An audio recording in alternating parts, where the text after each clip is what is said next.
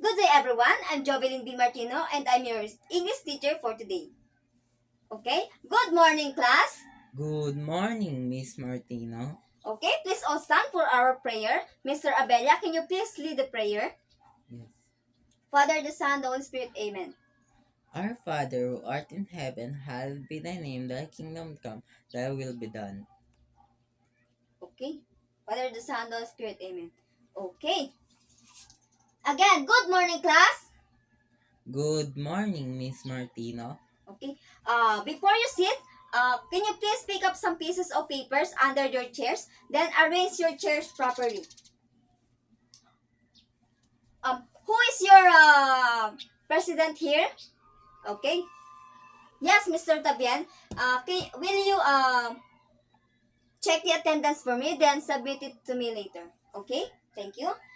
And okay. Are you? How are you, class? Good. Are you all good? Yes, ma'am. Okay. Thank you for your answer. And now, uh, let's have a short review. Uh, who remembered our topic yesterday? Yes, Mr. Okoy. What is our topic yesterday? Our topic yesterday is about verb. Okay. Then, what is verb? Verb is an action word. Okay. Very good. Verb is an action word. Then, can you give me an example of verb? Running, cooking. Very good. Running, cooking, walking. That is the examples of verb. So now, before we proceed to our topic, I have here a paper, a crumpled and not crumpled yet. Okay. I have a question, class. Uh, do you know who crumpled this paper? No. Okay, you don't know, di ba? But now, if I'm going to give this to Mr. Viray, can you please crumple this paper?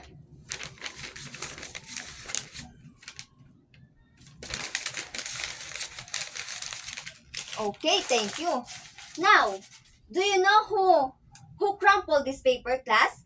Yes. Yes, because I I instructed Mr. Viray to crumple it. So now, um, do you have any idea of what is our topic for today, class? Yes. Yes, Mr. Mendez, what is our topic for today? Active and passive voice. Yes, but before we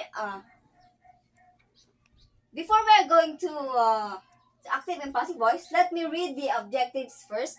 So at the end of this lesson, the students should be able to differentiate active and passive voice, identify whether the sentences are in active and passive voice, and transform a sentence in an inactive into a passive voice and vice versa. So class,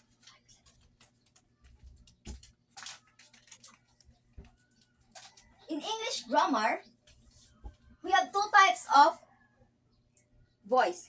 It is the active and passive voice. So, what is active and passive voice? Anyone? Yes, Mr. Santos, can you read the definition of active and passive voice? Active. The subject of a sentence takes action, usually by performing an action or making a statement. Passive. The subject of a sentence receives action instead of performing. Very good. Thank you, Mr. Santos. So, active voice, when you say active voice occurs, when you say occurs, it is happening. Active voice occurs when the subject in the sentence is the doer or the performer of the action. While in um, passive voice indicates that uh, when the subject of the sentence is the receiver of the action. Okay, for example, by the way, class, can you identify what kind of voice is this sentence? Yes. Yes, Mr. Baldicañas? Active voice. Very good. It is an active voice. So now, always remember class that when we are going to identify or we are going to construct a sentence in an active voice form, always remember that um, it has a pattern or formula. The subject, verb, and the object. Okay. Mr. Mr. Mupas, can you please read our example here? Yes. Okay. Example, the hotel staff assisted the guests with their luggage. Okay. So now, can you identify what is the subject in this sentence? The hotel staff. Okay. Very good. Our subject in this sentence is the hotel staff. How about the verb? What is the verb in this sentence? Assisted. Okay. Thank you. Very good. And the object? Luggage. The luggage. Now that we identified the subject, the verb, and the object in this sentence, who can identify who is the receiver, who is the doer rather, who is the doer of the action in this sentence? The hotel staff. Okay, the hotel staff is the doer of the action. Okay, now let us convert this into a passive voice form. Everyone?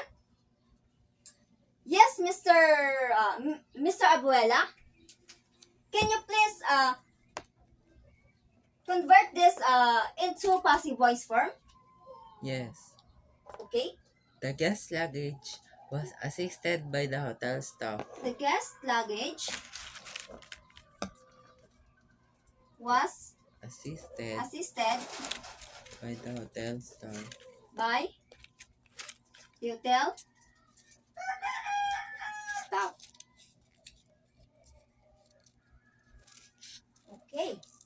Now, again, class, when we are going to construct again, when we are going to construct or identify the passive voice form, always remember that it has a pattern. The object, the verb,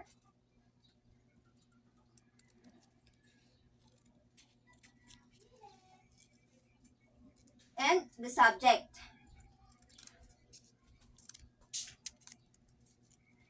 Okay. Okay. So, in this passive voice sentence, can you identify who is the receiver of the action? Yes. Yes? The guest. Okay, the guest. The guest is the receiver of the action. Now, have you noticed something different into in our two example here? Yes. Yes. Yes, Mr. Mendez, what is it? We use linking verb. And what is that linking verb? Was. Was. We added was and By. okay. Why did we use was in this sentence? Because. Because the what? Because our subject is singular. very good.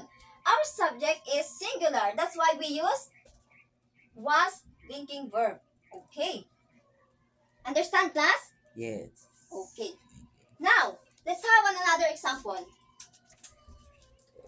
Anyone? Can you read? The bartender created special cocktail for the customers. Okay. Um, who wants to uh who wants to change this active voice into passive voice form? Anyone? Yes, Mr. Kunanan. Can you convert this into a passive voice form? Special cocktails were created for the customers by the bartender. Okay.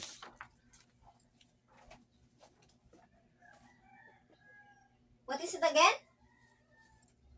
Special Special cocktails cocktails were created for the customer by the bartender. were created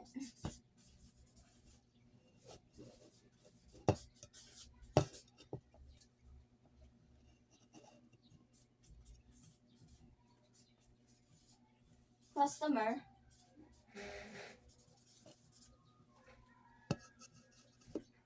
by the bartender.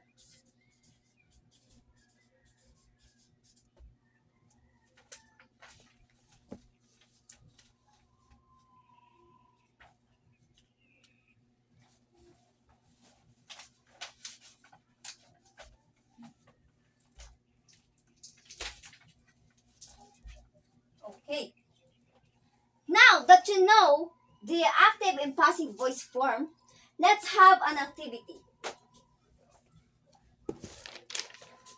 Can you please pass this activity? So in this activity class, um, the direction, read each sentence carefully and identify it is written in the active voice form. Write A, and passive voice form, write B if the sentence, and write the corresponding letter in the space provided next to each sentence. Okay? You have 5 minutes to do that. Okay? You may start now.